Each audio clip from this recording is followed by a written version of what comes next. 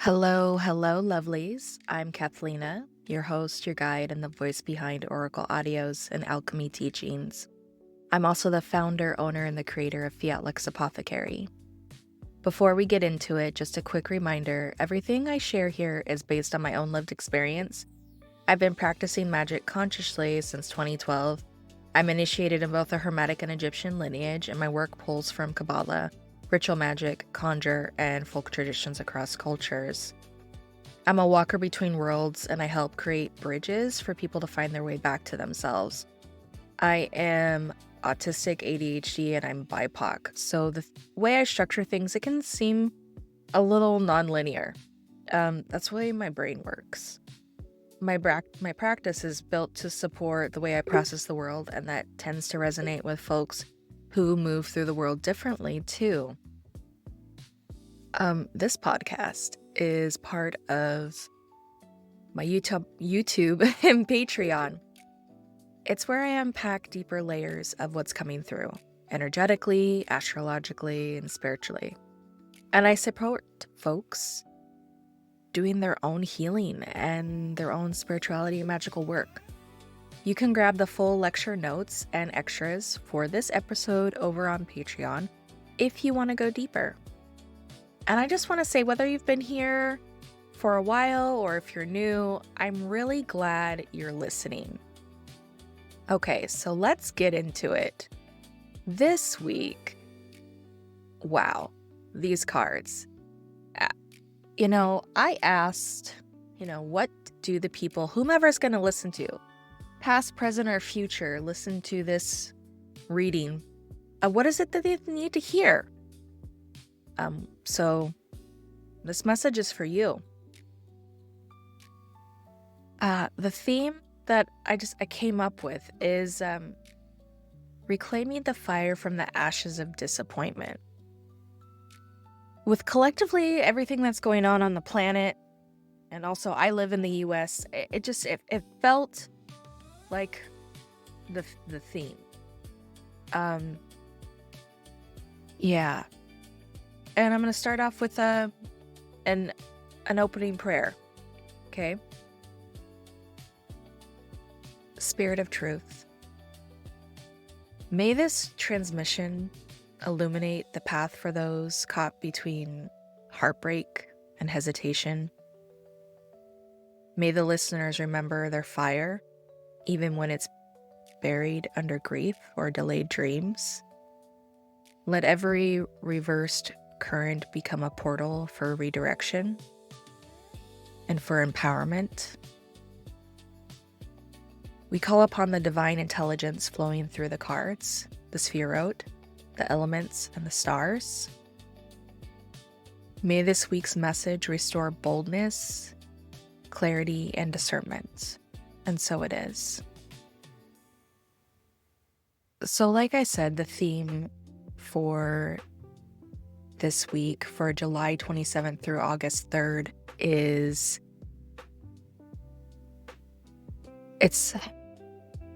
reclaiming your fire, because these cards, talks about grief, doubt, delay.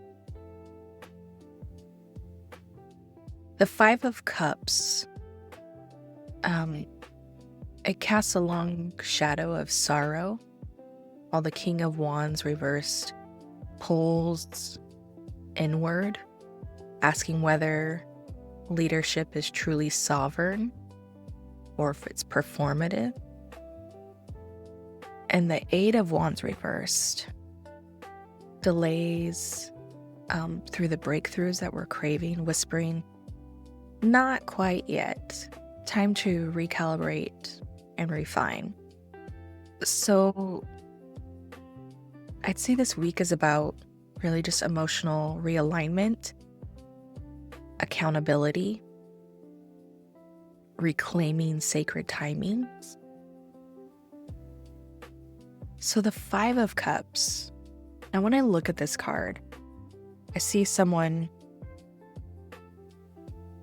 low-key is bummed out. Like, they're looking at, there's two cups that are upright, And then there's 3 cups where everything's spilled over. So this Sephiron we're talking about in Kabbalah, 5 corresponds to Gabora, or some say Gevura. And that is all on the pillar of severity, and that deals with discipline, judgment, and at times can be painful clarity. Gabora is, I'd say what us ritual masters call it. It's just, it's about boundaries. Now, with this being the 5 of Cups, so I'd say it connects worlds of Bria, water, because Cups is emotions. And there is this grief. This person is low-key bummed out. And the astrology, Mars and Scorpio. Okay? And Mars is over Gavora. And the symbol is a pentagram. And Scorpio, I'm a Scorpio rising, so it's intense. So piercing emotional truth. This can also be about resentment or fixation. So the creative world, which we already talked about, Bria, so creation, emotions. The elemental role, I'd say, is water of water, so sorrow. This, I looking at this card, this person is bummed. They bummed out. Stagnation, maybe. Keywords I get is regret, emotional disappointment, fixation on loss. So what is it that's going on in your life right now that as if you're mourning something that still echoes in your heart, where you're low-key bummed? You're like, man, what the heck? But you're like, ugh. So with Kabbalah, the Gabura brings necessary severance, because Gabura is all about boundaries. And with Gabura, there is the tendency, from what I've witnessed in my life of studying Kabbalah, that the boundaries can go from being empowered to cruelty. I just want to preface that. So this card is cutting out attachments that no longer serve, but they're holding on to. It's maybe cutting out the attachments, but you're holding on to them. And yes, there is that grieving period. But it's kind of like that feeling where you're just like, damn. And you're just bummed out. And you gotta move through it. So this sorrow is not about punishment, it's about purification, going through realignment. So you got to embrace the Hermetic insight. So the Hermetic insight is to embrace what is dying within you. Letting go of what no longer serves you, whatever it was that either, the piercing emotional truth, the resentment, the fixation. So Mars and Scorpio teaches us that transformation is born from the compost. Okay? The compost. Because the goal is to alchemize this. I'd say this is a shadow card, but any card could be a shadow card, really. But this card is really just someone's low-key bummed out, and they're going through a process of recalibration. Sounds like a corporate buzzword, am I right? But it's in my brain. I work in corporate America. And the entities, I'd say that, with this, so Kamael, working with Mars energy, I'd say Anubis, because we're working with death, because, something of you is dying. And I'd say maybe Marchosius. Just a little thought there. Affirmation. I honor what I've lost, but I refuse to drown in it. And that's what I mean. So, whatever you've lost, refusing to drown in it and moving through it, using this as part of the alchemical process to be the philosopher's stone, going from lead into gold. Journal prompts. What am I still grieving that no longer defines me? What lessons does my sorrow offer me now? And that's card 1.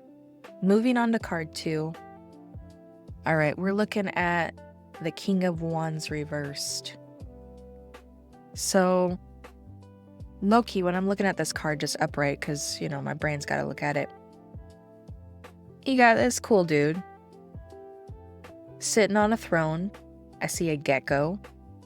I see a wand. I see a beautiful lion crest in the back. This person looks like they're wearing a fur. They've got nice necklace, the crown.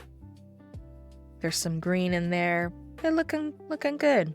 Like they're, ruling. So wands is fire. And looking at this guy looks regal. And the Sephira traditionally is Hokmah. Shout out to all the peeps that were born out of the gate of Hokmah. So dynamic force, wisdom without ego. Now, Hokmah sits on the pillar of mercy. And it's number 2 in the whole line of spheres and spherotes. So it's taking that creative force in the lightning bolt from Keter and boom, goes down that path, hits Hokmah, and it's pouring into Bina. Just pouring.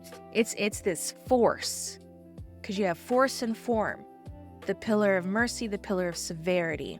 And Bina is on the pillar of severity because it's constriction. It's the great mother. So with this being wands, and it's fire, and it's Hokmah, we're in the supernals, absolute, spirit, will, astrology, fire. We've got Aries, Sagittarius, traditionally Leo. And with this reverse, I say this is the shadow aspect. So with that, maybe some arrogance, burnout, false bravado. I get the vision of people that are telling you their opinions and you didn't ask for them. So a conflated, inflated ego where they just they center themselves in the conversation kind of thing. That's what I'm getting. And it can also be where it's the feeling of like the pressure to perform, or feeling shame over unfilled potential because all the power that ever was or will be is here now. And, someone could be struggling with that and embodying their full potential. So the Kabbalistic insight, this is Hokmah that has got some problems. Pure will being distorted when it's not grounded in Bina's understanding. The king must become the fool again. Hermetic insight. True rulership is not about control, but coherence, and I'd say synergy and collaboration. When it's reversed, this card demands internal leadership before external authority. So accountability. You better check yourself before you wreck yourself, kind of thing. Look in the mirror. I would say that Raziel would be a great entity, and Sekhmet. I literally love Sekhmet. And if you are working with the infernals, Belial. Affirmation. I rule not by force, but by alignment with truth.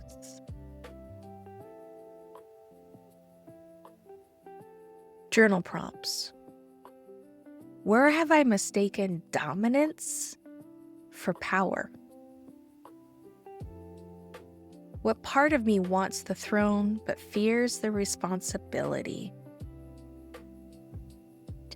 Okay, the third card.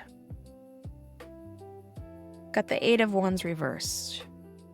Now looking at this card upright, I immediately, when I saw this card, I heard in my mind that song that goes shot, shot, shot, shot, shot, shot, and just like rapid fire.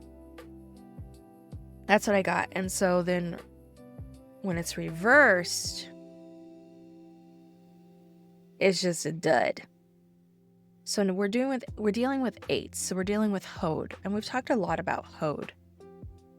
So logic, communication, restraint, and with Hode, you can get trapped into the illusions. Okay? It can get cluttered. So the world is Yetzirah, so mental, energetic circuitry. Astrology, Mercury and Sagittarius reverse, so misfires and vision or messaging. Again, we are in Mercury Retrograde, so it's not surprising that this showed up. Okay? And this is where I'd say pausing so that we have the ability to respond instead of react, where you're reacting from the negative ego, but you're really just shutting the fuck up and just taking a moment, like just take a step back, okay? Just shut your mouth and really pause and think.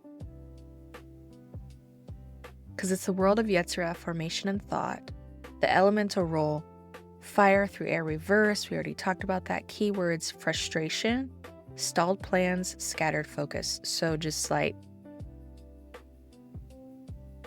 pause. And as a feeling, it could be that you feel restless, maybe caged, ready to move but unclear how. And so this comes where our goal is to know ourselves, have clarity and discernment. So the Kabbalistic insight, as we talked about, Hode holds structure reversed. It signals a misalignment of mental clarity and will. And I talked about this, I think, last week or the week before, or in a meditation. The most important tools as a magician. And if you aren't taking notes, take some notes, take a mental note. Your will and your imagination are the most important tools as a magician. Okay? Your mind. If you're not exercising discernment, what the fuck are you doing? As a magician, it is important that your will is aligned with your will. Because and literally the letter I, is it a lowercase I that's driving the ship? Is it an uppercase? Where are you standing on the tree? What I are you working from? What vantage point? Meaning, are you working from the negative ego? Are you working at the vantage point of your higher self? And this goes back to those 5 Kabbalistic questions. Who am I? What am I? Where did I come from? Where am I going? And what is my purpose? Okay? So your will is so important. It is vital. Especially when you go to work with other entities. You got to know who and what you are in relation to everything around you. Could be giving your will away and not even know it. So it's important that you know who the fuck you are. And that you're clear. And you got discernment. And that was a little tangent. Back on track with my notes. Hermetic insight. So this delay, because we're looking at the Eight of Wands reversed. Hod is teaching you to refine your intentions so they can pierce the veil, because you are working through the 4 levels of creation and working in Yetzirah, so you're working in air. So if you're wanting to ground something into manifestation, take it back up into the 4 worlds of creation. Get clear. So associated entities: Archangel Michael, Hermes, and I'd say Cassiel, because we are also, it just felt right, working with divine timing and divine order. And yes, it is Saturn based. Everybody can be, I've heard a lot of people are so scared of Saturn. To each their own. So affirmation: I trust divine timing. My message will land when I'm ready to receive it too. Journal prompts: what outcome am I rushing that still needs refinement? How can I bring structure to my vision without dimming its fire? And the astrological stuff that's going on. So we're in Leo season, if you didn't know. Rar. July 22nd to August 22nd. Leo. I know some Leos in my life. I love them. So Leo season, and especially with the Mercury retrograde, it's really interesting. So leadership, illuminating where we shine and where we still hide. So let it reveal your power without making it a performance, even though Leos love to perform. This is just a great time with these cards specifically to just show up. Seriously, just show up. And I know that you want to be perfect. I get it. If you feel safe to just show up. If you don't, I get it. Sometimes you all gotta mask. I'm neurodivergent. I mask daily. But if you can just show up for yourself, maybe in your rituals as you are, during this season with these energies of these cards, and just see what happens. Just show up for yourself and see what happens. Okay? Because with Mercury retrograde in Leo, July 17th through August 11th, you're working on your voice. Again, we are going to what? Pause before we what? Open our mouths. Okay? You're going to let the old messages crumble. I know you've changed. You know you've changed. Figure out who the new you is. We're excited to meet them. Hello. Then we got July 31st, Mercury Cazimi. So on July 31st, Mercury retrograde meets the heart of the sun in Leo. And we've been talking about clarity, people. So this is a great time to get fucking clear. Okay? If you've been waiting to finally understand something, this is a great time to do some ritual on clarity. Okay? Grab that rosemary essential oil, grab that fucking candle, write your petition. July 31st, do it. Have fun with it. Then we are in the waxing phase of the moon. So if you are wanting to manifest and grow things in a fun way, well, you can do magic anytime. But, some people like to work with the phases of the moon. And some don't give a fuck. I'm not going to yuck your yum or yum your yuck and whatnot. But I'm just letting you know. We're in the waxing phase of the moon till August 9th. First quarter moon is on Venus Day, August 1st, in Scorpio. That's a yummy day because it's also a pagan holiday known as Lammas. And I can't pronounce the other name. And I don't want to mispronounce it. But it is the first harvest. Okay. And if you don't know, I do have an online shop. And if you're looking deeper support, I've got ritual work I do novenas, I do spell work on behalf of people, I also do readings. I've got ritual spelled candles, magical perfumes, I do distance healings. You can shop my site, fiatlexapothecary.company.site. I think that's the website. Let me see. Yeah, fiatlexapothecary.company.site. That is the website. And then, this is an oracle audio that you either found on my YouTube or Patreon. I also have meditations that are really good, and I have path workings.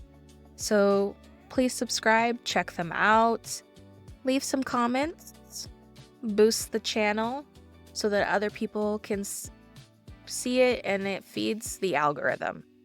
And I'd love to have you there. And we're going to close out with a prayer.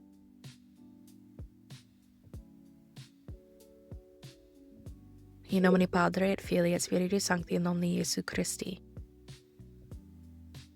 May the losses of this week become offerings on your altar. May the delays refine you and not define you. And may your fire return, not as a blaze of performance, but as a steady, sovereign flame, because you're God. You walk in the divine because you are divine. We are both shadow and we are light. So it is. Okay, guys. Thank you so much. Until next time. Next week, I also have path working. I'm going to go record right after this for this. So stay tuned for that. That path working is going to be awesome. I'm excited to drop it. So enjoy your week. Just show up for yourself and remember who and what you are, because you're God. And we're ready to hear what you have to offer the world. All right, toodles.